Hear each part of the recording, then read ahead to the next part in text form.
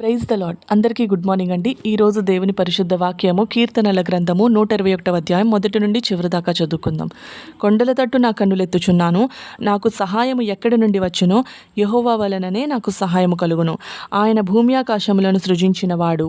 ఆయన నీ పాదము తొట్రిల్లనీయడు, నిన్ను కాపాడువాడు కునుకడు. ఇశ్రాయేలును కాపాడువాడు కునుకడు, నిద్రపోడు. యెహోవాయే నిన్ను కాపాడువాడు. నీ కుడి ప్రక్కను యెహోవా నీకు నీడగా ఉండును. పగలు ఎండ దెబ్బ అయినను నీకు తగులదు, రాత్రి వెన్నెల దెబ్బ అయినను నీకు తగులదు. ఏ అపాయము రాకుండా యెహోవా నిన్ను కాపాడును. ఆయన నీ ప్రాణమును కాపాడును. ఇది మొదలుకొని నిరంతరము నీ రాకపోకలయందు యెహోవా నిన్ను కాపాడును. ఆమెన్. ఈ ఒక్క అధ్యాయంలోనే యేసయ్య మనకి ఎన్ని ప్రామిసెస్ ఇచ్చారో చూసారు కదా. ఆయన భూమి ఆకాశములను సృజించిన వాడు కాబట్టే సమస్య వచ్చినప్పుడు ఆయన వైపు తిరిగి చూడమని అడుగుతున్నారు. మన దేవుణ్ణి ఎవరు మేల్కొల్పాల్సిన అవసరం లేదండి. ఆయన నిన్న నేడు రేపు ఏకరీతిగా ఉండే దేవుడు. ఆయన కునుకడు, నిద్రపోడు. God bless you.